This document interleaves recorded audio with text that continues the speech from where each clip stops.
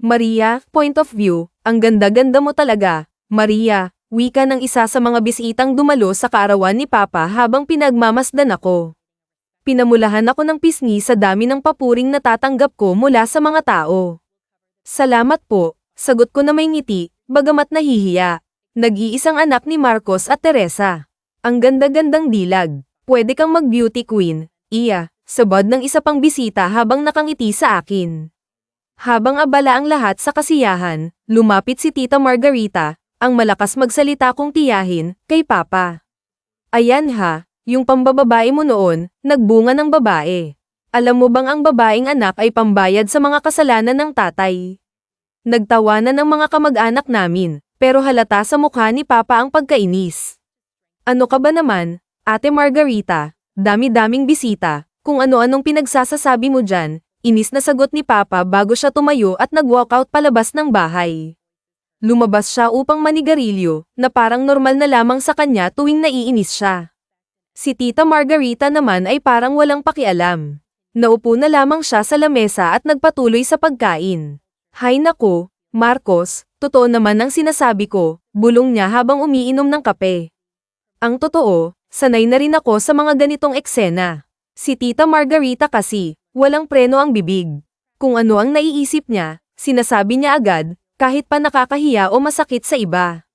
Pero hindi ko rin maitanggi na totoo ang sinabi niya. Bata pa lang ako, madalas ko nang marinig ang pag-aaway nila ni Mama dahil sa pambababae ni Papa. Minsan pa nga, may mga panty at bra na naiwan sa sasakyan ni Papa, mga ebidensyang hindi niya naitago. Habang abala ang iba sa pagkain at saya, nagdesisyon akong sundan si Papa sa labas. Naabutan ko siyang may kausap sa cellphone. Paring Miguel, magbabayad naman talaga ako. Baka naman pwedeng kausapin mo muna ang boss mo. Kailangan ko lang ng konting panahon, narinig kong sabi niya, puno ng pag-aalala ang boses. Malalim siyang bamantong hininga. Huwag niyo namang idamay ang pamilya ko, Miguel. Ako na lang ang singilin niyo, huwag ang anak at asawa ko. Bigla akong kinabahan sa narinig ko. Napahawak ako sa dibdib ko, ramdam ko ang bilis ng tibok ng puso ko. May utang si Papa, at mukhang seryosong utang ito. Bakit hindi ko alam? Bakit hindi rin alam ni Mama? At anong klaseng utang kaya iyon? Pagkatapos ng tawag, pinatay ni Papa ang kanyang cellphone, halatang ayaw niyang maabala pa ng mga susunod na tawag. Ano yun, Pa? May utang ka ba? Tanong ko, hindi mapigilan ang kaba sa boses ko. Tumingin siya sa akin ng seryoso. Pumasok ka roon sa loob. Kung ano ang narinig mo, wala iyon. Huwag kang maingay sa mama mo, sabi niya, pero halata sa mukha niya ang bigat ng problema. Pumasok siya sa loob at iniwan akong nakatayo sa labas, naguguluhan at kinakabahan. Pagbalik ko sa loob, naroon si Mama, naghahain ng pagkain. Maria, kumain na tayo. Anong oras ang pasok mo sa trabaho? Tanong niya habang inaayos ang mga plato sa lamesa. 1:00 pa po, Ma, sagot ko habang naupo sa harap ng hapagkainan. Hindi ko maiwasang mapansin ang lungkot sa mukha ni Mama. Si Papa mo, maagang umalis. Simula nung birthday niya, parang hindi mo na makausap ng maayos. Madalas pa siyang umaalis ng maaga kahit wala naman siyang trabaho, sabi ni Mama, halatang nag-aalala pero pilit na itinatago ito sa akin. Napabuntong hininga ako. Ma, okay lang po ba sa inyo na parang may iba si Papa? Tanong ko, hindi mapigilan ang sarili. Napatingin siya sa akin, at saglit na tumigil sa ginagawa niya. Wala naman tayong magagawa, anak. Alam mo rin naman na wala na akong ibang pamilyang uuwian. Kapag naghiwalay pa kami, ikaw na lang ang meron ako, sagot niya, puno ng lungkot ang boses. Tumayo ako at niyakap siya ng mahigpit. I love you, Ma, bulong ko sa kanya. I love you too, anak. Kaya ikaw, huwag mo akong iiwanan ha. Sagot niya habang niyayakap din ako ng mahigpit. Siyempre naman po, Maria. Hindi, never. Love na love ko po kayo, sagot ko, pero naputol ang sandaling iyon nang may kumatok sa pintuan. Tumayo ako para buksan ang pinto at bumungad sa akin ang isang hindi pamilyar na lalaki. Good morning. Nandyan ba si Marcos? Tanong ng lalaki, halatang seryoso. Bakit po? Sino po sila? Tanong ko. Pilit na pinapanatili ang kalmado kong boses. Narito kasi ang boss ko. Pakisabi, Ako si Miguel, sagot niya. Bigla akong nanigas sa kinatatayuan ko nang marinig ko ang pangalan niya. Naalala ko ang pangalan na binanggit ni Papa kanina sa tawag niya. Sino pong boss? Tanong ko ulit, pero bago pa siya makasagot, bumaba mula sa isang mamahaling sasakyan ang isang lalaki. Nasa higit 30 ang edad niya, maputi, matangkad, at may nakakatakot na presensya. Purong itim ang suot niya at may hawak siyang sigarilyo. Napalunok ako ng laway. Ayokong naghihintay, Miguel, malamig na wika ng lalaking ito habang lumalapit sa amin. Nasaan ang tatay mo? Tanong niya sa akin, diretso at walang paligoy-ligoy. Maaga pa lang ay nararamdaman ko nang may kakaiba kay Papa. Simula ng birthday niya, parang mas naging mailap siya sa amin. Madalas siyang umaalis ng bahay nang hindi nagpapaalam, at kapag kinakausap ko siya, laging may pilit ng ngiti na parang may itinatago. Pero sa totoo lang, hindi na bago sa akin ang ganitong ugali niya. Bata pa lang ako, alam ko na kung gaano siya kagulo bilang asawa ni Mama. Minsan, kahit hindi ko gustong isipin, naiisip ko na baka may bago na naman siyang babae. Malalim akong bumantong hininga habang pinagmamasdan si Mama na abala sa paghahain ng pagkain. Hindi ko napigilan ang sarili kong magtanong. Ma, bakit? Okay lang po sa inyo na merong iba si Papa. Napahinto siya sa ginagawa niya at saglit na tumingin sa akin. Kita ko ang lungkot sa mga mata niya, pero pilit siyang ngumiti. Wala naman tayong magagawa, anak. Alam mo rin naman na wala na akong pamilyang uuwian. Kapag naghiwalay pa kami, ikaw na lang ang meron ako. Bumalik siya sa paghahain, pero halata sa boses niya ang bigat ng nararamdaman niya. Tumayo ako at niyakap siya ng mahigpit. I love you, Ma, bulong ko. I love you too, anak, sagot niya habang hinahaplos ang likod ko. Kaya ikaw, huwag na huwag mo akong iiwanan ha. Siyempre naman po, Maria. Hindi, never. Love na love ko kaya ikaw, sagot ko, pilit na pinapakalma ang damdamin ko. Pero bago ko pa maituloy ang sasabihin ko, biglang may kumatok sa pintuan. Tumayo ako upang buksan ang pinto. Pagbukas ko, bumungad sa akin ang isang hindi pamilyar na lalaki. Matangkad siya, may matikas na tindig, pero halata sa mukha niya ang seryoso at malamig na ekspresyon. Sino po sila? Tanong ko, pilit na pinapanatili ang kalmado kong boses. Good morning. Nandyan ba si Marcos? Tanong niya, diretsyong tumingin sa akin. Bakit po? Sino po kayo? Sagot ko, bahagyang kinakabahan. Narito kasi ang boss ko. Pakisabi, ako si Miguel, sagot niya. Bigla akong nanigas sa kinatatayuan ko. Naalala ko ang pangalan niya. Siya ang kausap ni Papa sa cellphone noong nakaraang araw. Ramdam ko ang kaba sa dibdib ko. Sino pong boss? Pakisabi na lang, wala kasi si Papa rito, sagot ko, pilit na itinatago ang takot sa boses ko. Natigilan si Miguel nang bumukas ang pinto ng isang mamahaling sasakyan na nakaparada sa harap ng bahay namin. Bumaba mula rito ang isang lalaki. Nasa higit 30 ang edad niya, maputi, matangkad, at kakaiba ang presensya. Purong itim ang suot niya, at may hawak siyang sigarilyo. Napalunok ako ng laway habang pinagmamasdan siya. Ang aura niya ay nakakatakot, parang isang taong hindi mo gugustuhin kausapin. Ayokong naghihintay, Miguel, malamig niyang sabi habang lumalapit sa amin. Tumayo siya sa harapan ko, titig na titig sa akin. Nasaan ang tatay mo? Tanong niya ng diretso, ang boses niya ay parang yelo na tumagos sa dibdib ko.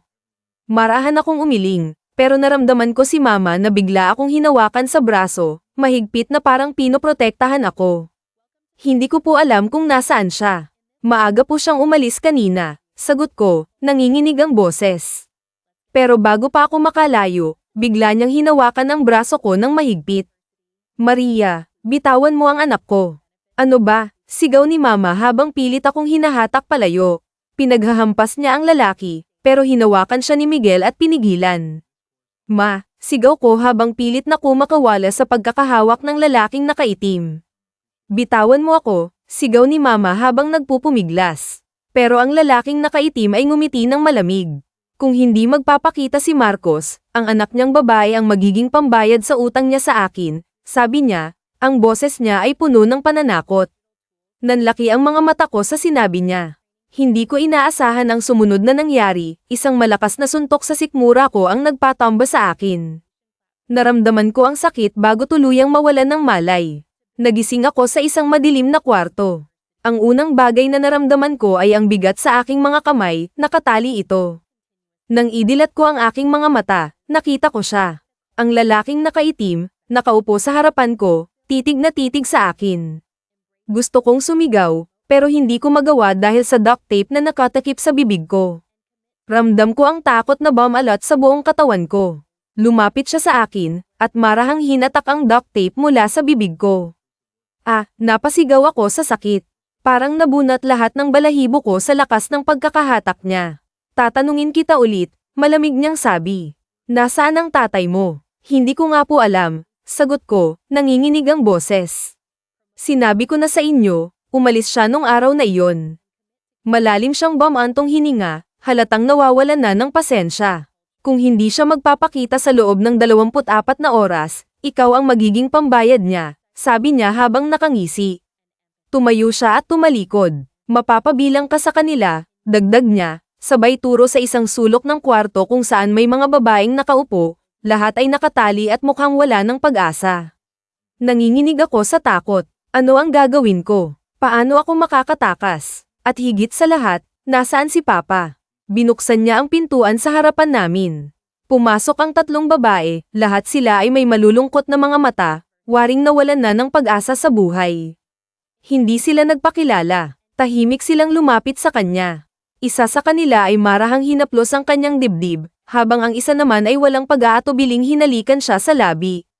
Kitang-kita kong pilit lang ang bawat kilos nila.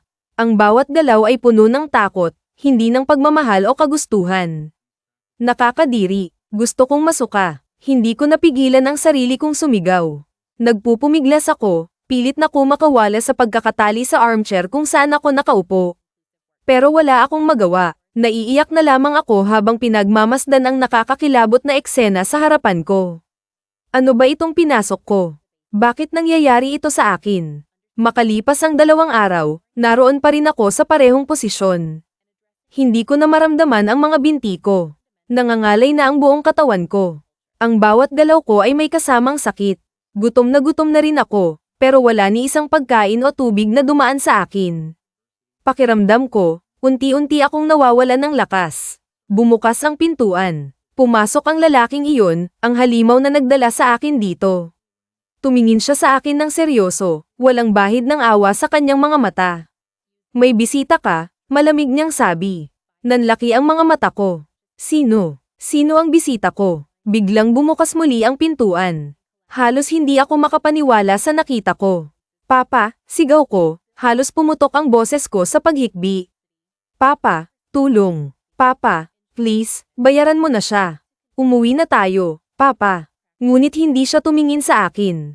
Yumuko si Papa, at pamatak ang mga luha niya, sunod-sunod na bumagsak sa sahig. Para siyang batang walang magawa. Pasensya ka na, anak, mahina niyang sabi, halos pabulong. Mahal na mahal kita, palagi mong tatandaan iyon. Papa, huwag naman, Papa, sigaw ko habang ang luha ko'y parang ilog na hindi mapigilan. Papa, please, huwag mo akong iwan dito. Ayusin natin ito, bayaran mo na sila. Nag-angat si Papa ng tingin. Puno ng luha ang mga mata niya, pero hindi ko makita ang tapang na inaasahan kong makita sa kanya. Lumapit siya sa akin at lumuhad sa harapan ko. Hinawakan niya ang mga kamay ko, kahit pa nakatali ang mga ito. Ramdam ko ang panginginig ng kanyang katawan. Sorry, anak, sabi niya, ang boses niya ay basag, puno ng pagsisisi. Sorry kasi hindi ko nagawang mabuo ang pambayad sa utang ko. Sorry kasi hindi ako naging mabuting ama. Sorry kasi iiwan kita rito. Parang sinaksak ang puso ko. Napahagulgol ako ng iyak. Papa, huwag naman, Papa, huwag mo akong iwan dito. Hinang-hina na ang boses ko, pero patuloy pa rin akong nagsusumamo. Naninikip ang dibdib ko, parang hindi na ako makakahinga. Alam ko na kung ano ang ibig niyang sabihin. Alam kong wala na akong magagawa. Anak, patuloy niya habang umiiyak sa mga hita ko. Ginawa ko ang lahat, sinubukan ko, pero wala talaga. Pasensya ka na, mahal na mahal kita, pero wala na akong magagawa. Pinapangako ko, babalikan kita. Huwag kang mawawalan ng pag-asa. Papa, bakit? Bakit mo ginawa ito sa akin? Mahinang tanong ko, halos hindi na marinig. Gusto kong magalit, pero mas nangingibabaw ang sakit. Para akong paulit-ulit na sinasaksak. Hindi ko akalaing mangyayari ito. Tumayo si Papa, hindi man lang ako nilinggan. Wala siyang sinabing kahit ano. Tahimik siyang lumabas ng silid, iniwan akong nagmamakaawa at umiiyak. Papa, Papa, sigaw ko, para akong batang nawala ng mahal sa buhay. Pero hindi siya bumalik, iniwan niya ako. Ginawa niya akong pambayad sa utang niya. Kinabukasan, nagising ako sa tunog ng pagbukas ng pintuan. May lalaking pumasok, at naramdaman kong kinakalis niya ang mga tali sa kamay at paa ko. Saan niyo ako dadalhin? Tanong ko, nanginginig ang boses. Sumunod ka na lang, malamig niyang sagot. Hindi na ako nagtanong pa. Nang tumayo ako, halos matamba ako sa panghihina. Nanginginig ang mga tuhod ko. Pero pinilit kong maglakad. Dinala niya ako sa isang silid. Tinulak niya ako papalapit sa pintuan. Wala akong nagawa kundi pumasok. Pagpasok ko, narinig ko agad ang boses na iyon. I'm glad you're here, sabi niya. Napalingon ako at nakita ko siya, ang lalaking iyon, nakaupo sa gitna ng isang malaking bathtub. Nakahubad siya, at puno ng bula ang tubig. Mabilis kong niyakap ang sarili ko, pilit na tinatakpan ang katawan ko. Anong binabalak mo? Tanong ko, nanginginig ang boses. Lumapit ka sa akin, utos niya. Naluha ako at marahang umiling. Pero hindi siya natuwa, tumayo siya, at tumambad sa akin ang kanyang hubad na katawan. Mariin akong pumikit, nanginginig sa takot. Pakiusap, gusto ko na hong umuwi, sabi ko, halos pabulong. Pero naramdaman ko ang malamig niyang kamay na mahigpit na humawak sa braso ko. Binuhusan ako ng malamig na tubig ng takot. Hinatak niya ako papalapit sa kanya, at mahigpit niyang hinawakan ang baba ko. Don't you dare, malamig niyang sabi, puno ng banta ang boses. Hindi mo alam kung anong kaya kong gawin. Huwag na huwag mong kalilimutan na akin ka na. Naiintindihan mo ba? Sunod-sunod akong tumango, nanginginig ang buong katawan ko. Wala akong magawa nang hatakin niya ako papunta sa bathtub. Lumusong ako sa tubig, nanginginig, at niyakap ang mga tuhod ko. Naupo siya sa likuran ko, at ramdam ko ang bigat ng presensya niya. Mariin akong pumikit, patuloy na umiiyak habang nararamdaman ko ang bawat galaw niya. Magkakasunod silang tumango at naupo sa tabi ko. Nakahilera kaming apat sa isang sulok. Noong una hirap na hirap kami rito eh. Hindi lang siyang gumagalaw sa akin, kung lihim kaming pinapasok ng mga tuhan niya at ginagamit. Wala kaming magawa kung hindi ang umiyak. Naluha siya at ganoon din ako sa mga naririnig ko sa kanya. Kapag nabubuntis kami, nagpapadala siya ng tao para ipalaglag ang ipinagbubuntis namin. Posibleng mangyari yun sa akin. Bakit? Bakit hinayaan ng Panginoon na mangyari sa amin ang mga inosente? Do we really deserve this? Niyakap ko sila. Siguro'y hanggang dito na lang din talaga at ito na ang nakatadmarya sa akin. Lumipas pa ang mga araw, linggo, at buwan. Pumasok ang isang lalaki sa silid na kinaroroonan namin at itinuro ako. Ikaw, lumabas ka. Tumayo ako't sumunod na lamang, wala namang mangyayari kung mag-iinarte na naman ako. Pinapatawag ka ni boss. Umismed na lamang ako at hindi na nagtanong pa. Pumasok akong mag-isa sa isang silid na pinagdalhan sa akin ng lalaki. Sa loob ay naghihintay siya sa akin. Nagusa na akong humiga sa kama at ipinikit ang mga mata ko. Nasanay na lamang ako sa araw-araw, ako palagi ang pinapatawag niya para galawin. Hinihintay ko na lamang na magsawa siya sa akin at magmariapi ng ibang babae ngang sa ganun makapagpahinga ako. Narinig ko siyang tumawa, hindi natin yan gagawin ngayong araw. Tumayo ka. Napamulat ako ng mata at tumingin sa kanya. Doon ko lang napansin ang isang babae sa gilid, nakatayo at nakatingin sa akin. Halika, mag-pregnancy test ka, wika ng babaeng yun at lumapit sa akin. Tuturuan kita kung papaano at kapag positive, lalabas tayo para sa ultrasound. Nanlalaki ang mga mata kong tumingin sa lalaking yun. Anong ginagawa mo? What? Hindi mo ba naisip na posible kang mabuntis sa ginagawa natin? Napalunok ako ng sariling laway. Oh my goodness, mariin akong napapikit at naluha. At pagkatapos, ano kung mabuntis ako? Anong gagawin mo? Itatapon mo. Ipapalaglag ang bata gaya lang ng ginagawa mo sa ibang kasama ko. Nanlilisik ang mga mata ko sa kanya. Hindi niya ako sinagot. Itinuloy namin ang test at ang babaeng yun ang naghintay ng resulta. Positive po, Mr. Valdez. Kumabog ang dibdib ko at bigla akong naiyak. Great, pwede ka nang lumabas. Lumabas ang babaeng kasama namin. Ibinaling sa akin ni Mr. Valdez ang tingin niya, pinagkrus ang mga braso sa dibdib. Hindi mo ipapalaglag ang bata. Kailangan kong anak natin ang buhay, malusog, at masigla. Kailangan mo siyang alagaan. Naiintindihan mo ba? Napatitig ako sa kanya. Anong ginagawa mo? Bakit? Bakit hindi mo nalang sundin ang sinasabi ko? Bakit hindi mo sabihin kung bakit? Anong balak mong gawin sa magiging anak ko? Hindi ko alam kung saan ako nakakuha ng tapang ko para tumaas ang boses ng ganun. Humakbang siyang papalapit sa akin. Kailangan ko ng tagapagmana. Kailangan ko ng anak na magmamana ng lahat ng ari-arian ko and our child will be my heir. Ngumiti siya. Pinagmasdan niya ako simula ulo hanggang paa. Ikaw lang sa kanila ang lahat, ang natatangi. Ikaw lang ang babaeng natitipuhan kong magbibigay sa akin ng anak at tagapagmana. Gumiti siya at hinaplos ang pisngi ko. Your beauty is irresistible. Swerte na lang din ako at ikaw ang ipinambayad utang sa akin ng ama mo. Hindi ko magawang matuwa na buntis ako. Wika ako sa mga kasamahan ko sa silid. Tulad ng dati, nakahilera kami ng upo sa isang sulok. Blessing yan, Maria. Dapat kang maging masaya, sabi ni Camila. Pero hindi ko naman to ginusto. Hindi ko rin gusto mga ginagawa sa akin ni Mr. Valdez sa tuwing nangangailangan siya. Malalim akong bumantong hininga. Hindi ko kayang sumaya. Alam mo, Maria, swerte ka na lang din dahil hindi niya pinalaglag ang anak mo. Sa bagay na yun pa ang dapat ka nang maging masaya. Hindi ka tulad namin. Mapait na ngumiti si Monica at inihilig ang ulo niya sa balikat ko. Idagdag pang siya ang magiging tagapagmana. Siya ang magiging asset mo. Hindi mo ba alam kung gaano kayaman si Alejandro at kung gaano kakapangyarihan? Swerteng magiging anak mo, pero sana hindi niya gawin ang mga ganitong bagay tulad ng ama niya, dagdag pa ni Gabriela. Ngayong araw ay pinalabas ako ni Alejandro sa kulungan naming mga babae niya. Nagtungo ako sa silid niya. Magbihis ka, aalis tayo ngayong araw. Pinagmasdan ko siya. Lalabas ako rito. Saan tayo pupunta? Tumalikod siya sa akin at inayos ang necktie niya. Magpapa-check up ka. Humarap siya sa akin ulit. Huwag kang maging masaya dahil kahit lumabas tayo ngayon, hindi ibig sabihin nun malaya ka na. Kahit balakin mong tumakas, Maha Maria P at Maha Maria P pa rin kita, tandaan mo. Alam ko kung nasaan ang magulang mo. Babalik at babalik ka pa rin sa akin. Ngumiti siya na para bang aso. Nakakatakot, isa siyang halimaw, at hindi ako makapaniwala.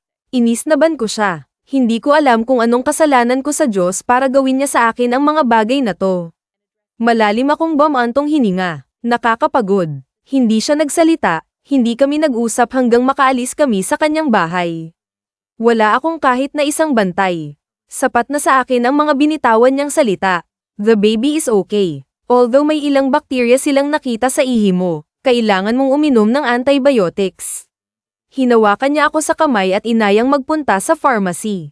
Binili niya ang kung anong mga gamot na inireseta sa akin. Bumalik kami sa lugar niya, at ako na ang nagkusang bumalik sa silid namin ng mga babae niya.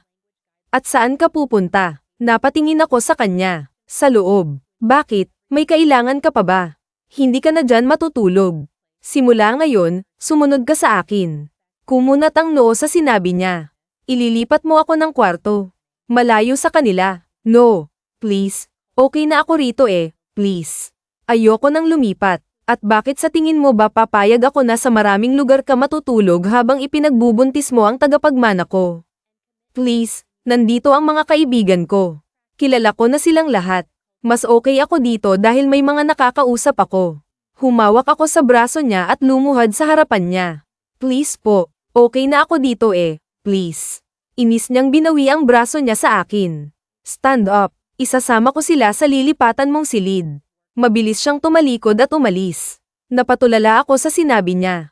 Maya-maya nga lamang ay nakalipat na ako ng silid, at kasama ko nga silang tatlo, si Monica, Camila, at Gabriela. Totoo ba to? Nasa isang maayos na silid na tayo. Hindi makapaniwalang tanong ni Gabriela habang pinagmamasdan niya ang kabuuan ng bagong silid namin. Kaya nga, nakakatuwa dahil hindi na tayo sa sahig matutulog. May malaki ng kama. Oh, pwede na tayong magtabi-tabi. Sa wakas, malambot na rin ang hihigan ko. Pabagsak ng humiga si Camille sa napakalaking kama. Dapat tayong magpasalamat kay Maria at sa anak niya. Kung hindi dahil sa kanila, baka hindi natin to mararanasan sa habang buhay nating pagkabilanggo sa bahay na to. Mapait naman ang ngumiti si Monica at tumingin sa akin. Ikaw na siguro ang pinakamaswerteng babae. Salamat kasi pinaranas mo ang ganitong silid sa amin. Ang tagal-tagal ko nang hindi nakakahiga sa ganyang higaan. Niyakap ko silang tatlo. Lumipas pa ang mga araw at buwan. Nagsimula ng bumukol ang tiyan ko. 4 na buwan na ito, at ngayon nga ang sunod na check-up namin para malaman ang gender ng baby. Hindi ko alam kung may excite ba ako, pero parang wala akong pakialam. Bumantong hininga ako. Bakit ba ganyan ang iniisip mo? Nakakainis ka. Sinimangutan ako ni Gabriela. Muli ay bumantong hininga ako. Hindi ko alam. Hindi ko matanggap hanggang ngayon. Bruha, ang arte mo dyan. Wika ni Monica. Sabi ko nga sa'yo ba, ikaw ang pinakamaswerte sa ating lahat. Kung ako lang ikaw, Maria, baka mas mahalin at alagaan kong anak ko, dagdag pa niya.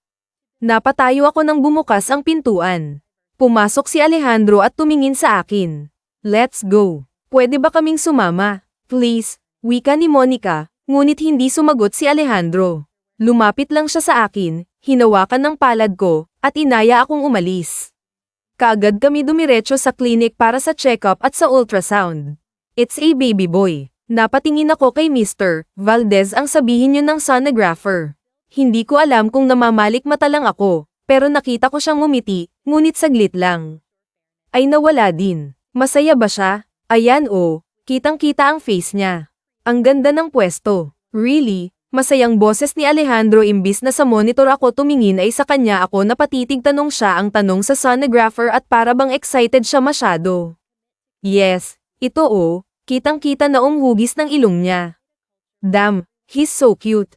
Wika ni Alejandro na lumapit pa sa monitor. Mabilis akong nag-iwas ng tingin nang mapatingin siya sa akin. Nagkunwari akong walang pakialam. Hindi ka ba masaya na lalaki ang magiging anak natin? Tanong niya sa akin. Tumingin ako sa kanya ng seryoso. Hindi. Hinding-hindi ako magiging masaya kahit lalaki o mapababae ba yan. Bigla na lamang nagbago ang aura ng mukha niya, bigla itong dumilim. Hindi niya nagustuhan ang sinabi ko. Kailangan kong ihanda ang sarili ko sa magiging galit niya. Pagkatapos ng ultrasound ay sumakay ako sa kotse niya. Hinigpitan ko ang kapit ko sa upuan at hinihintay kong buliyin niya ako, pero hanggang sa makaalis kami ay wala siyang ibang sinabi.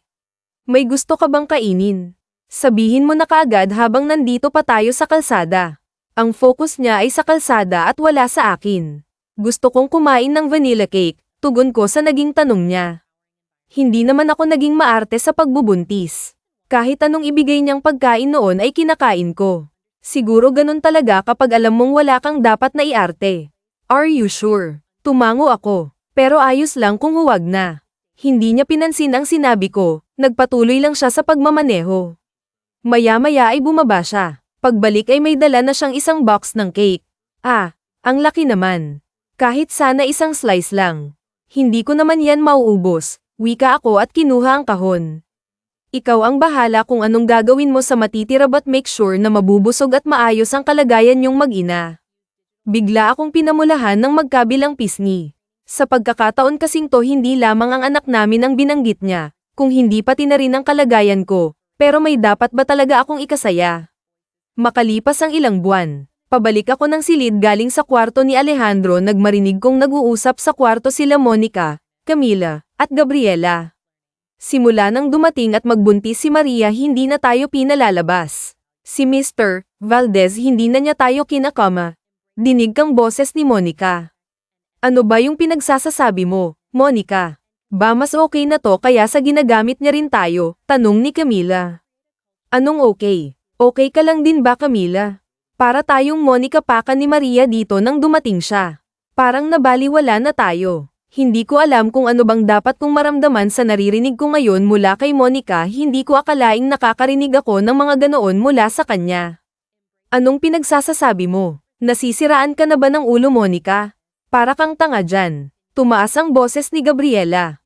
Hindi nyo ba napapansin CH puwer na tayo simula nang dumating siya kunyari aayaw pero ang totoo nilalandi niya rin si Mr. Ves para masolo niya para guminhawa ang buhay niya baka yun naiinggit siya nakakagala nakakalabas pasok sa kwarto na nakakakain ng masasarap at kung ano-ano pang hindi natin nararanasan noon hindi ako naniniwalang ayaw niyang mabuntis baka nga sinadya niya yun at nilandi si Alejandro sana ako nilang nagbuntis at nagustuhan ni Alejandro baka ang swerte-swerte ko rin Wika ni Monica na nakapagpanalo ang isip akong pumasok. Ba't ganyan ka mag-isip Monica? Tinuring pa naman kitang kaibigan. Halos mapatid ang lalamunan ko sa taas ng boses ko.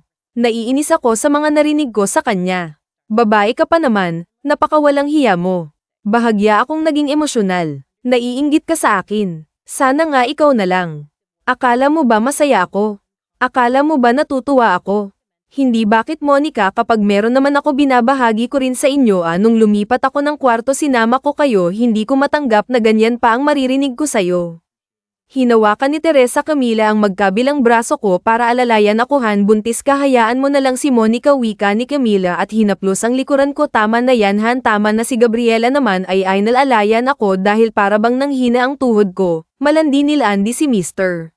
Vales paano mong nasabi yan hindi mo alam kung gaano ko pinandidirihan ang sarili ko dahil sa ginagawa niya sa akin wala kang alam sana nga ikaw na lang Monica sana ikaw na lang dahil hindi ka marunong makontento kakadiri ka Maria tama na tumaas ang boses ni Camila at humigpit ang pagkakahawak niya sa akin Maria dinudugo ka nagulat ako sa isinigaw ni Gabriela napatingin ako sa mga binti ko doon ko nakitang umaagos na ang napakaraming dugo hanggang sa paa ko sa takot ay bigla na lamang akong nawalan ng malay sa sunod na pagmulat ng mga mata ko ay nasa loob na ako ng operating room okay patutulugin muna namin kayo mami ilalabas na natin si baby wika ng isang nurse at mayon silang itinurok na gamot sa dextrose na nakatusok sa akin kasunod nun ay nawalan na ulit ako ng malay is it normal 9 na oras na siyang tulog boses ni Alejandro ang narinig ko yes it's normal sir kailangan niya kasi ng pahinga she's awake lumapit ang nurse sa dextrose ko at merong inayos nakita niyang nagmulat ako ng mga mata at nagmamadali silang lumapit sa akin than goodness mulos ni Mr. Valdez at tumingin sa akin mahigit nagising ka na hindi kasi nila dadalhin ang bata dito nang hindi ka pa nagigising labas na po ako sir lumabas ang nurse at naiwan kaming dalawa naramdaman ko ang kirot sa gawing tiyan ko nang kumilos ako Cesar Ian wika ako at tumingin sa kanya paano yon nangyari halos hindi ko naramdamang nanganak ako nagising na lang ako nang may tahina ang tiyan ko at nakapanganak na para lang akong nananaginip tinulungan niya akong makaupo kamusta isang bata the baby is okay he's safe and healthy magpagaling ka at ihanda mo sa akin ang dahilan kung bakit napaaga ang panganganak mo tumango ako pero hindi ko muna inisip ang dahilan mabuti naman bakit nandito pa rin ako bakit ayaw mo ba munang magpagaling nandito ka para magbawi at magpalakas pagkatapos ay uuwi na tayo uuwi pa ako bakit humigpit ang pagkakahawak ko sa kama hindi ka pa rin ba tapos sa akin hindi pa ba sapat na nabigyan? Kita ng anak hindi ba baka po pwedeng paalisin mo na ako please bigla akong naluha ngunit kailangan kong maging matapang tumikim siya at sumeryoso ang mukha seriously ganyan lang ba saw kadaling iwan ang sarili mong anak after giving him to his father you want to run away na parang walang nangyari dumilim din ang kanyang aura at masama ang tingin sa akin na palunok ako ng sariling laway hindi ako nakapagsalita para bang may gumuhit sa dibdib ko sa sinabi niya ganon na nga ba ako kasama bakit ako paong parang masama dito na ikayam niya ang kanyang kamao mahalaga lang basaw ang paglaya mo mula sa akin lumapit siya't hinawakan ako sa braso ng mahigpit well I'm sorry to tell you but hanggat walang nababayad sa akin ng ama mo mananatili ang akin habang buhay may diing wika niya at padubog na binitawan ng braso ko tumalikod siya mula sa akin ibig mong sabihin walang halaga saw ang anak natin muli akong napalunok ng laway yumuko ako gusto ko lang makauwi at makalayo mula sa iyo exactly anya at tumingin sa akin ang puno ng galit pero sisiguraduhin kong kahit na sa panaginip hindi mangyayari yung dugtong niya at galit na lumabas ng silid. Ang sama-sama ko ba? Kakaiba ba ako? Walang inang gustong iwan ng anak sa kahit na kanino. Naiinis ako sa sarili ko. Kinagabihan ay bumalik sa silid ko si Alejandro. May dala siyang pagkain. Kumain ka muna, hindi niya ako tinitignan. Nasaan ang baby? Nauutal na tanong ko. Hindi mo na siya kailangan pang makita at hinding-hindi ko siya ipapakita sa'yo. Bakit? Nanlalaki ang mga mata ko. Bakit? Alejandro, pati ba naman yun ipagkakait mo sa akin? Hindi ba yun ang gusto mo? Wala kang pakialam sa anak natin kaya wala kang karapatang makita siya kahit na kailan. Bigla na lamang namasa ng luha ang mga mata ko. Please, nabigla lang ako. Hindi naman yun ang ibig kong sabihin. Umiling siya at matigas na hindi ang kanyang naging sagot. Siya nga pala, pinatapon ko na sa malayong lugar si Monica. Hinding-hindi na kayo makikita sa bahay kahit na kailan. Anong ginawa mo? Napakurap ako ng mata habang naluluha at talagang nalulungkot. I found out what she did. Maiksi niyang tugon na hindi na ako sinagot pa ulit. Makalipas ang 1 taon, anak. Hinaplos ko ang salamin ng bintana kung saan ako naroroon. Araw-araw kong pinagmamasdan ang anak naming lalaki ni Alejandro sa labas ng aking silid. Pinapaarawan siya ng kanyang personal na yaya. Kahit anong kaway at sigaw ko ay hindi niya naman ako maririnig at makikita dahil double mirror ang bintana ako at soundproof ang naging silid ko. 1 taon na akong panaka-naka lang siyang Monica tanaw mula dito sa silid ko. Pinagsisisihan kong idinamay ko siya sa galit ko sa kanyang ama. Masakit bang makita ang anak mong lumalaki nang hindi kanya kilala? Nakikita mo siya pero hindi mo man lang mahawakan. Napaharap ako sa pintuan ng silid ko. Naabutan kong nakatayo si Alejandro. Nagmamadali akong lumapit sa kanya at lumuhad sa kanyang harapan. Alejandro, parang awa mo na, please. Gusto ko siyang makita at makasama. Binabawi ko namang sinabi ko. Hindi ko na kaya. Parang awa mo na, hindi ganon kadali ang ipagkait sa iyong sarili mong anak. Napakahirap. Humagulgol ako ng iyak, hinawakan ko ang mga palad niya. Pakiusap, ayokong maranasan niya ang ginawa sa akin ng papa ko, ayoko. Please, mahal na mahal ko ang anak ko. Mahal ko siya, dugot laman ko siya. Talagang pinagsisisihan ko ang mga sinabit na ramdaman ko noon.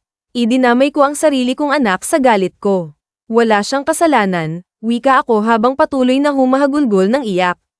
Pinagmasdan ako ni Alejandro ng mahabang segundo. Maya-maya'y isinigaw niya ang pangalan ng kasambahay na may hawak sa anak namin. Pumasok ang babae. Patakbo akong lumapit at kinuha ang anak ko para yakapin. Lalo kong napahagulgol ng sa wakas ay nayakap ko na siya. Anak ko, mahal na mahal kita, pinuno ko siya ng halik habang puno rin ng luha ang magkabilang pisngi ko. Naupo ako sa ibabaw ng kama at marahan siyang inihalelay. Sumaya ang puso ko nang makita kong pinagmamasdan ako ng kanyang mga mata. Ang anak ko, ang sarap pala sa puso. Para akong nakaduyan sa mga ulap. Ramdam kong pinagmamasdan din ako ni Alejandro. Natutuwa akong sa wakas ay binigyan niya ako ng pagkakataong maging ina sa anak ko. Pumasok si Alejandro at ang 1 tauhan niya sa silid namin ni Baby Mateo na merong daladalang napakaraming paper bags at plastic bags. Ano yung mga yan? Tanong ko sa kanya. Inilapag nila ang mga ito sa ibabaw ng lamesa at lumabas na ang tauhan niya.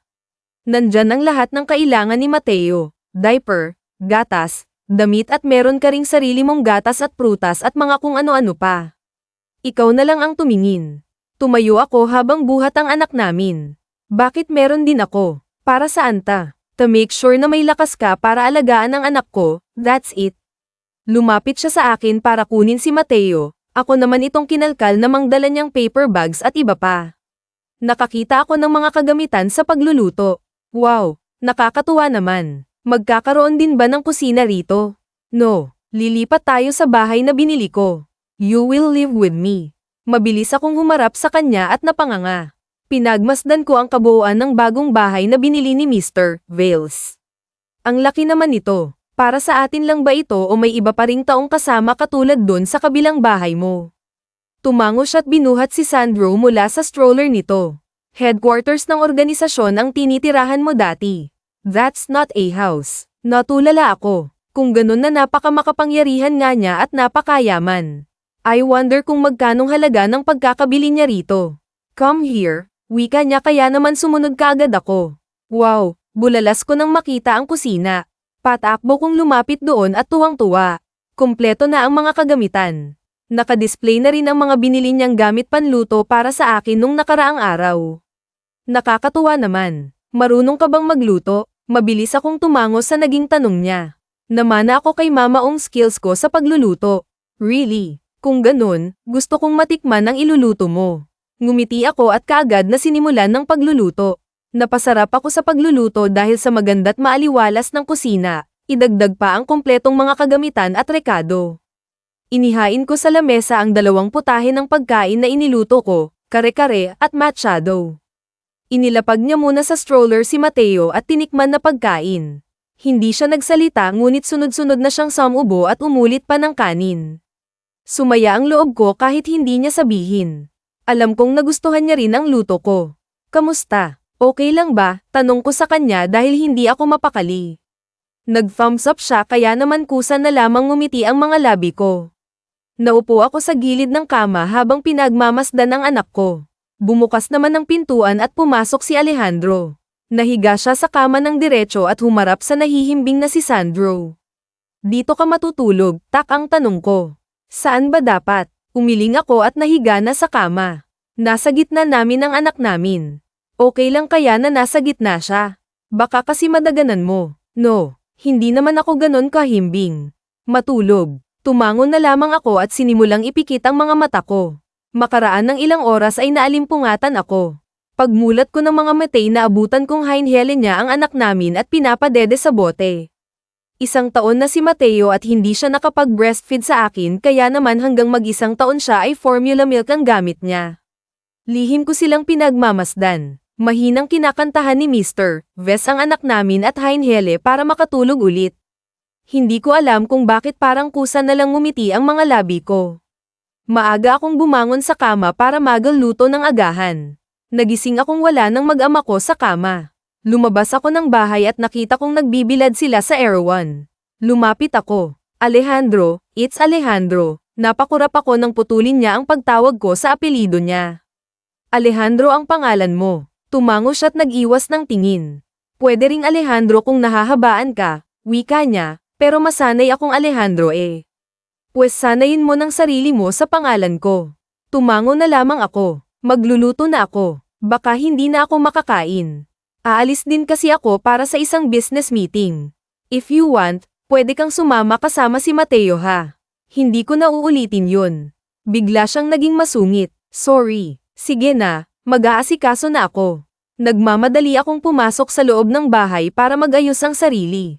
Kabilang sa mga baniling gamit ni Alejandro ay napakaraming cosmetics at meron akong sariling vanity table sa kwarto namin. Nakakatuwa pero pakiramdam ko hindi ako pwedeng matuwa. Dito na lang kami ni Mateo sa kotse. Sambit ko ng iParada ni Alejandro ang sasakyan sa tapat ng isang napakalaking gusali. No, sasama ka sa loob pero, naputol ako nang bumaba siya ng sasakyan at umikot sa gawi ko para kunin ang anak namin. Sumunod naman ako at nagulat nang hawakan niya ang palad ko. Business meeting legal ba to o tulad pa rin sa dati? Tanong ko na hindi ko alam kung saan ako kumuha ng lakas ng loob.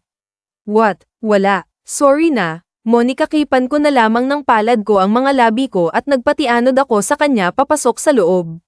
Good morning, Mr. Vales. Bati ng isang matabang lalaki na nilapitan kami at nakipagkamay. Good morning, Fernando. This is my son, Sandro, and this is Maria. Ngumiti ako sa lalaki. My wife. Napatingin ako kay Alejandro sa idinugtong niya. Teka, muli akong natigilan ng marahan niyang pisilin ang palad ko.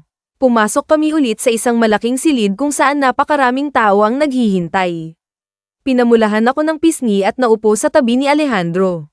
Mahimbing naman na natutulog si Mateo nang magsimula ng kanilang meeting. Anong ginagawa mo? Gusto mo bang mapahiya? Bakit mo pa kami sinama dito ni Mateo kung alam mong isang formal meeting pa ang pupuntahan mo? Kaagad na bulyo ko kay Alejandro nang lumabas ng silid ang lahat ng tao at maiwan kami dahil tapos na ang meeting. Ano bang sinasabi mo? Tumayo siya at inayos ang kanyang necktie. Tumingin siya sa akin. Hindi ka ba masaya na pinakilala kitang asawa? Kumunat ang noo ko. Bakit parang utang na loob ko yun? That's not what I meant. Mixing sagot niya at dumilim na naman ang wangis ng kanyang mukha. Umuwi na nga tayo, wika niya at nagbati na sa akin umalis. Bumalik siya para kunin sa akin si Mateo at iniwan ako ulit. Napabuntong hiningan na lamang ako. Kinagabihan ay sabay kaming kumain. Pagkatapos ay pumasok sa kwarto para mag-asikaso sa pagtulog. Nauna siya sa aking pumasok sa banyo at naligo. Naisip kong ilipat ang mga gamit niyang nasa ibabaw ng kanyang study table. Inayos ko sa pagkaka-file ang mga papel hanggang sa may makita ko na tulala ako at natigilan. Hinintay ko siyang makalabas. Balak ko sanang itanong yun pero hindi ko na ginawa. Nakatitig lamang ako sa kanya. What? Iritableng tanong niya pero umiling lang ako. Tulala ako buong magdamag at iniisip ang bagay na yun. Makaraan ng ilang linggo naging normal ang buhay naming magkasama sa iisang bubong at napakalaking bahay. Sa loob ng ilang linggong lumipas hindi ko nakitaan ang masamang pagkatao si Mr. Vales o Alejandro tulad ng kung ano ko siyang nakilala noon. Pwede ba akong lumabas? Gusto ko sanang bumili ng ilang ingredients, paalam ko sa kanya habang abala kami sa panonood sa theater room. Ingredients. Nasa kusina ng lahat ng kailangan mo. Naisip ko kasing mag-bake kaya lang. Pinagsalikop ko ang mga palad ko at paawang na tumingin sa kanya. Kaya lang wala akong pera. Sa paanong paraan ba ako makakahiramsaw ng pera at paano ko rin mababayaran? Mahina siyang tumawa. Seriously. Tumango ako. Pero hindi naman ako uutang ng ganun kalaki sa hiniram ni Papa noon, never. Muli siyang tumawa at napahinto, ngayon ko lang kasi siya nakitang tumawa, parang nakakahawa. You don't have to borrow money. Pupwede naman kitang bilhan at samahan. Huwag mo engayahin ang ama mo. Mapait akong gumiti. Salamat. Nahihiya akong sambit. Alejandro, point of view katatapos ko lang makipag-usap sa isa sa mga tauhan ko nang pumasok si Maria sa loob ng silid. Oh, may kailangan ka ba? Tanong ko. Umiling siya at nakangiting inilapit sa akin ng isang kahon na binili namin kanina. Ano naman yan? Tanong ko. Tignan mo at buksan. Huwag kang mag-alala. Wala yang bomba, mahina pa siyang tumawa. Monica and gigap ko ang kahon na tinignan. I don't know how to react when I saw a slice of cake inside. Ginawa niya yon at inilagay sa loob ng kahon na ipinabili niya sa akin. What's this for? Pakiramdam ko espesyal ang bagay na para sa akin. Wala naman, naisip ko lang kasing mag-bake total kumpleto naman ang gamit ko sa kusina. Ayan nag-practice na lang ako. Tikman mo at sabihin sa akin kung ayos lang ba box is para presentable siya, lihim akong napangiti sa sinabi niya. Tumangon na lamang ako at kunwari seryoso kong tinikman ng cake nag-thumbs up ako tulad ng dati at nakita ko na naman ang ngiti niya. Thank you, magta-try pa ako ulit. Sandali ha, check ko si Mateo sa playpen niya. Nagmamadali siyang lumabas ng kwarto. Pinagmasdan ko lamang siya. This woman is something I cannot resist. She's the only woman who made me feel something I don't understand sa lahat ng babaeng naikama ko. Si Maria ng nag-iisang babae na pumukaw sa interest ko. Lumabas ako't sumunod sa kanya kung nasaan si Mateo. Naabutan kong nakikipaglaro na siya sa loob ng playpen. Ang makita ko silang dalawa ng magkasama ay siyang nakapagpabago ng mood ko sa araw-araw. When I'm pissed and stressed kapag nakita ko sila nawawala na yung lahat. Ano bang nangyayari sa akin? Ganito pala ang pakiramdam na magkaroon ng isang pamilya, isang maayos na pamilya na hindi ko naranasan noon sa mga magulang ko dahil puro nilang pagtatalo at hiwalay na pamilya ang kinalakihan ko. Come here Daddy, Xander wants to play. Wika ni Han nang makita ako. Gumiti ako at lumapit sa kanila para makipaglaro. This is the life I dream, a one small and happy family that I never had experienced before. Maria, point of view isinakay ko sa carrier si Sandro at sumunod kay Alejandro nang lumabas ng bahay. Saan tayo pupunta? Hindi mo pa sinasabi sa akin ha, huwag ka ng maraming tanong, humarap siya sa akin. Sigurado ka bang ikaw ang magbubuhat? Tanong niya at nakatingin kay Mateo. Oo, kaya ko naman. He's too heavy. Umiling ako. Tara na. Tumango siya at lumabas kami ng bahay. Dumaan muna kami sa isang tindahan sa mall, meron siyang binili. Pagkatapos ay kumain na kami. Maria, Alejandro, magkasabay naming nilinggan ni Alejandro ang taong tumatawag sa pang namin. Sa isang iglap ay para akong binuhusan ng malamig na tubig at nanigas ako sa kinatatayuan ko. Nakita ko si Papa, nagmamadali siyang lumapit sa amin, halos mahigit ko ang paghinga ko. Han anak. Umakma siyang yayakapin ako ngunit hindi niya naituloy nang makita niya ang batang buhat ko. May anak ka na Maria, may apo na kami ng mama mo. Imbis na sagutin ay pinakatitigan ko lang siya. Lumiyab ang galit sa dibdib ko. Anong kailangan mo? Masamang-masama ang loob ko sa kanya, halos isimpo ko siya sa araw-araw na pananatili ko noon kay Alejandro. Maria anak, miss na miss ka na namin. Ang mama mo gusto ka naman naming dalawin pero wala akong mukhang may haharap saw. Kinuha niya ang palad ko at hinawakan pero Monica big ni Alejandro ang palad niya. Don't touch her. Huwag mong kalimutang pagmamayari ko siya, wika ni Alejandro. Humakbang akong palayo kay Papa. Umalis ka na. Hindi na kita kailangan. Simula nang ibigay mo ako kay Alejandro wala na akong ama, saka ako tumalikod sa kanya. Ayoko siyang makita ng matagal dahil lumalambot ang puso ko. Maria anak, hindi mo na ba mapapatawad ng papa anak? Hindi ba nangako siyong babalikan kita gagawin ko yun? Ang totoo niyan meron na akong pambayad na pera kay Alejandro. Tumama kami ng mama mo sa loto at makukuha na namin ng pera babawiin kita sa kanya. Humarap ako kay papa. Babawiin mo ako. Tumango siya. Mapait akong gumiti. Sa tingin mo ba sasama pa ako sa'yo? Nakita ko sa mga mata ni papa ang sakit sa sinabi ko. Wala ka nang babalikan. Hinding-hindi na ako sasama saw. Lumapit ako kay Alejandro at humawak sa braso niya. Puno ng sugat puot at galit ang puso ko. Sanay na ako sa dilim papa hindi nakita kailangan. Matagal ko nang kinalimutan ang buhay ko na may magulang pero Monica tawag mo pa rin akong papa. Napalunok ako ng sariling laway sa sinabi niya. Hindi ako nagsalita. Tumingin ako kay Alejandro. Umuwi na tayo please. Tumango siya. Maria anak, babawiin kita. Hinabol niya ako at niyakap kahit na nasa gawing harapan ko si Sandro. Humagulgol siya ng iyak. Umakmang ilalayo ni Alejandro sa akin si Papa ngunit Monica asko ang palad ko para pigilan siya. Patawarin mo si Papa sa mga kasalanan niya anak. Hindi ko yun gusto mahal na mahal kita Maria ikaw ang nag-iisang anak ko mamahalin kita hanggang sa huling hininga ko. Kung hindi mo na talaga ako mapapatawad sa oras na babayaran ko si Mr. Valdez pakiusap naman kahit ang mama mo na lang ang balikan mo. Hinihintay ka pa rin niyang makauwi gustong-gusto ka na niyang makita at kung sasabihin kong nakita kita ngayon paniguradong matutuwa siya Maria mahal na mahal kita tatandaan mo palagi yan anak. 10 oras na ng gabi ay nakatulala pa rin ako sa kise sa silid namin. Naalala ko si Papa, hindi siya mawala sa isip ko. Mahal na mahal ko rin sila ni Mama pero hindi ko maalis sa dibdib ko ang galit na nararamdaman ko. Anong iniisip mo? Tumingin ako kay Alejandro na nasa tabi ko at yamakap siya sa akin. Si Papa, tugon ko. Nakasaad sa kontrata namin na pupwede kanyang bawiin sa akin sa halagang nakatala sa kontrata at depende sa interes kung ilang taon, pero pupwede ko ring baliin ang kontratang yun sa oras na gustuhin mo. The contract is invalid at hindi yun tatanggapin sa korte pero may isang salita ko. I am a man of my words. Hindi ko pwedeng baliin ang mga salita ko.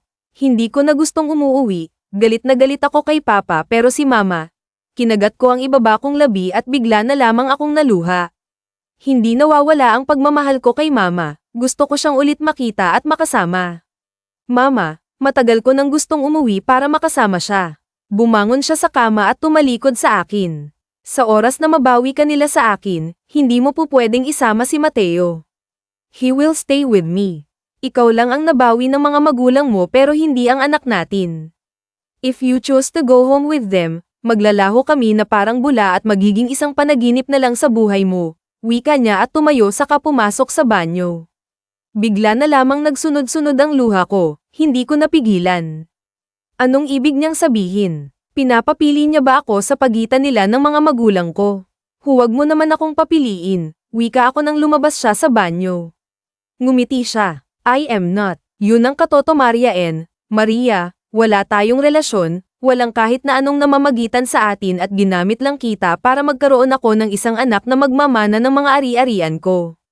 Mateo is mine at kung anumang mangyari sa pagitan natin ay ituring mong isang panaginip yun. Bakit parang mas malaking sampal ang sinabi niya sa akin ngayon? Para akong sinampal ng lason na may tinik ng paulit-ulit, naninikip ang dibdib ko. Makalipas ang 1 linggo, magbihis ka, aalis tayo ngayon. Iiwan ko muna si Mateo sa mag-aalaga sa kanya. Kumunat ang noo ko sa biglaang sinabi ni Alejandro habang nagluluto ako sa kusina. Lumapit ako sa kanya habang Monica tanggal ang apron ko. Saan tayo pupunta? Mukhang importante Tumango siya. Bumaba ka kaagad pagkatapos mong magbihis. Kaagad akong nag-asikaso gaya ng sabi niya at maaga kaming umalis ng bahay. Iniwan namin si Mateo sa isang kasambahay na pinagkakatiwalaan ni Alejandro. Kahit nalabag sa loob ko bumaba ako ng kotse niya ihinto niya ito sa tapat ng sakayan ng mga speedboat, maangin sa paligid at tanaw ko ang malawak na saklaw ng dagat sa paligid namin.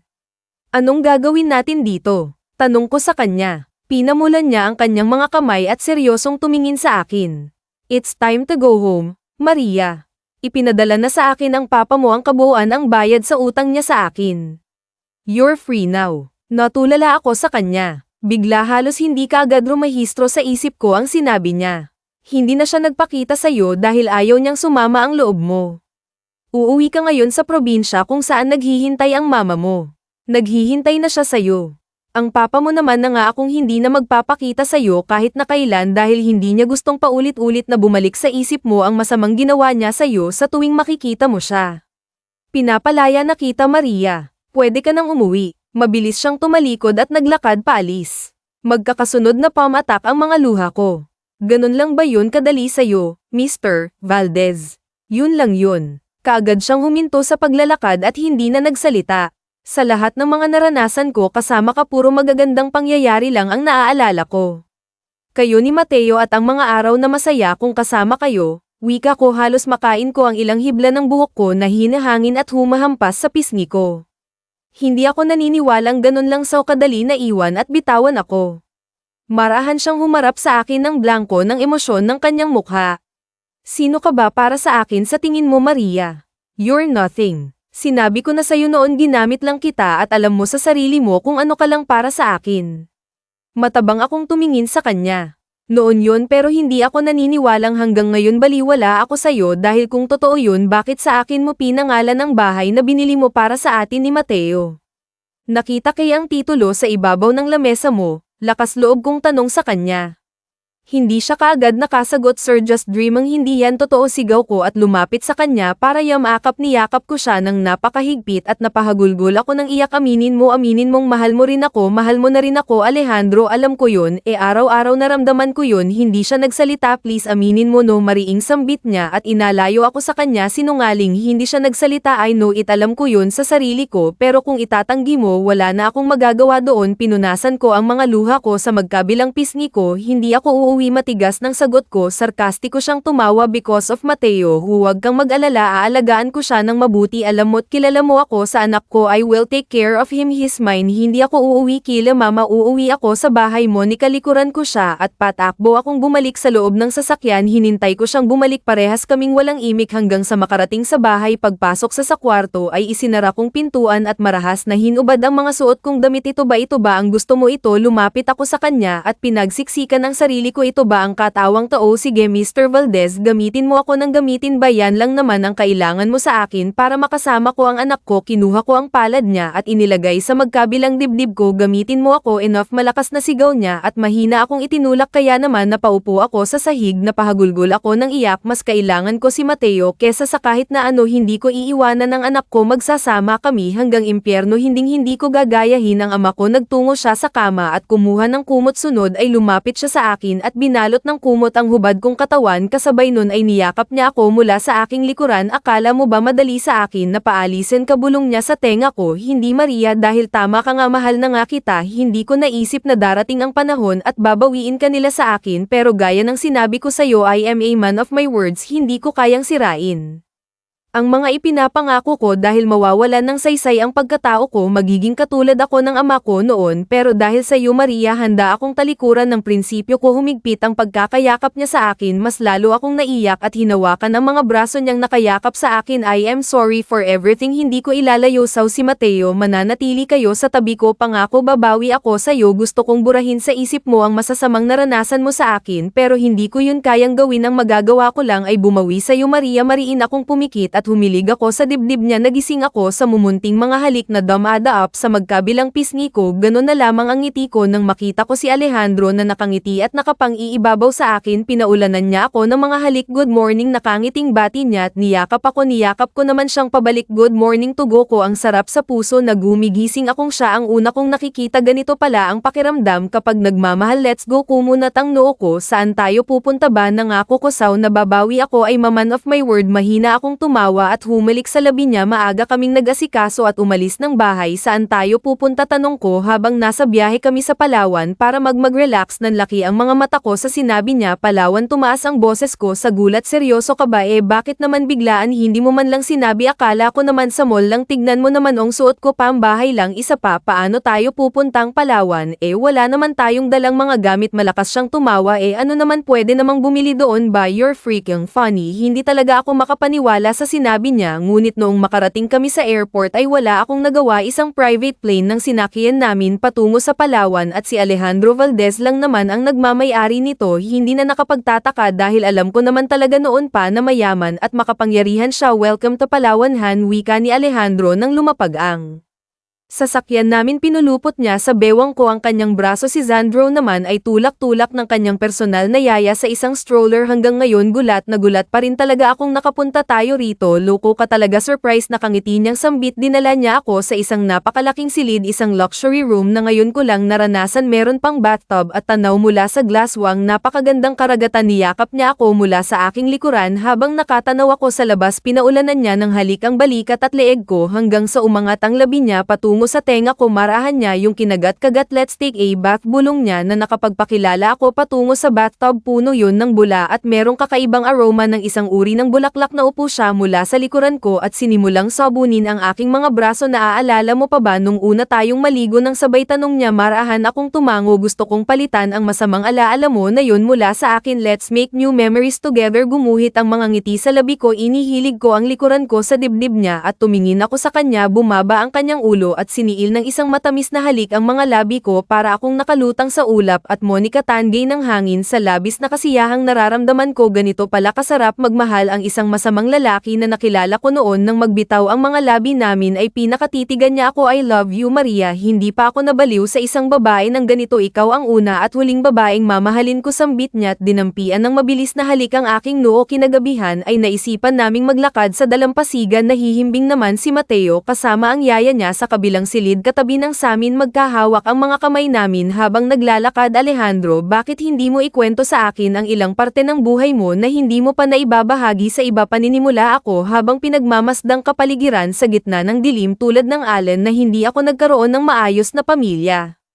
noon. Anong ibig mong sabihin? Tanong ko sa kanya. Huminto sa paglalakad at pinagmasdan siya. Nag-iwas naman siya ng tingin. Lumaki ako sa maingay na bahay. Pagmumura, pag-aaway ng mga magulang ko ang araw-araw kong naririnig. Tumahimik lang paligid ko nang maghiwalay na sila at magsulong ako. I bought my house at 16 na maaga akong nagtrabaho at gumawa ng pera. Puro pera ang nasa isip ko hanggang sa makamit kong kung anong meron ako. Pero aminado akong sa maraming gawain ako namulat. Alam kong alam mo kung anong klaseng tao ako. Maria, tumango ako. Hindi ka man lang ba natatakot sa akin? Umiling naman ako sa naging tanong niya. Bakit nakalimutan mo na ba ang ginawa ko sa iyo at sa mga babaeng nakasama mo noon? I'm using women. Isa ka sa nakaranas ng karahasan ko. Oo, pero nag-iisa akong tao na nakakita rin ng mabuting pagkatao mo. Alam kong kahit na kailan hindi mo ako magagawang saktan ulit gaya ng dati. Hinawakan niya ang magkabilang palad ko at seryosong tumingin sa akin. Mahal kita Han, at kahit hindi ko yan araw-araw na sabihin, alam kong nararamdaman mo yun. Sinisikap kong baguhin ang buong pagkatao ko para sa inyo ni Mateo. Pinapangako ko sa iyong magiging mabuting ama at asawa ako sa iyo. Bigla na lamang siyang lumuhad sa harapan ko. Gusto kitang makasama habang buhay. Magpakasal tayo Maria. Napatakip ako ng palad sa mga labi ko. Alejandro, pwede ba kitang maging asawa? Will you marry me? Naiiyak akong tumango. Tumayo siya at mahigpit akong niyakap. Yes Alejandro, I will marry you. Pakakasalan kita. Kahit saang simbahan pa yan. Nang umuwi kami mula sa bakasyon ay hindi ko akalaing nakahanda na pala ang lahat para sa isang intimate wedding namin. Ang lahat ay isang surpresa at talagang surpresa ako. Sa garden ng bahay isinagawa ang aming kasal at piling mga tao lamang ang mga bisita. Nang maglalakad ako sa red carpet papalapit kay Alejandro, hindi ko maiwasang malungkot at mapatingin sa mga bisitang naroroon. Hindi rin pala masayang ikasal ng walang mga magulang mo. Nalulungkot ako, ngunit hindi dapat dahil ito ang pinakamahalagang araw para sa amin ni Alejandro. Nang makarating ako sa gitna ay bigla akong napahinto nang makita si Mama at Papa. Namasa ng mga luha ang mga mata ko. Ngumiti sila at tumango. Saka inginuso si Alejandro. Tumango rin ako at bumalik sa paglalakad na wala ang lungkot ko at napalitan ng saya sa nalaman kong narito rin sila sa tabi ko sa pinaka-espesyal na araw sa buhay ko. Nakangiti akong bumalik sa paglalakad. Hinawakan ni Alejandro ang palad ko at sabay kaming humarap sa judge na magkakasal sa amin. Simula sa umpisa hanggang sa matapos ay hindi naalis ang ngiti sa mga labi ko. Siniil niya ng halik ang aking mga labi at inihagis ang hawak kong bulaklak sa ilang kababaihang naging bisita namin. Niyakap ko si Mama at Papa. Pagkatapos ng lahat, Mama, Papa, hindi ko napigilan ang mga luha ko. Anak, sobrang na-miss ka namin ang Papa mo, wika ni Mama at niyakap din ako ng mahigpit. Miss na miss ko rin po kayo. Hinigpitan ko ang yakap sa kanilang dalawa. Nag-usap kami at nagsaya and hindi na namin napag-uusapan ang nakalipas. Itinuring na lang naming panaginip ang lahat. Kinagabihan ay mag-enkaya magkayakap kaming nahiga sa kama sa Europe ko gustong mag-honeymoon tayo kaya pinahandaak ng lahat ngumiti ako thank you para saan naman inuna niya ang kanyang braso sa ulo ko sa pagpapapunta mo kila mama't papa dito hindi ko akalaing narito rin sila dinampian niya ng halikang noo ko yun ay dahil alam kong malungkot ka sa espesyal na araw natin kung wala sila personal ko silang pinuntahan at inimbita bago pa man tayo nagpunta sa Palawan pinaasikaso ko rin ang mga kailangan nila para sa salamat Alejandro alam kong ibinaba mo ang sarili mo at sinabihan sila mama at papa na kalimutan ang lahat at huwag ng pag-usapan salamat dahil palagi mong pinapasaya ang puso ko ikaw ang nag-iisang lalaking mamahalin ko habang buhay at nag-iisang lalaking nais kong makasama sa habang buhay mahal na mahal ka namin ni Mateo mahal na mahal ko rin kayo ngayon lang ako naging masaw ng ganitohan you gave me a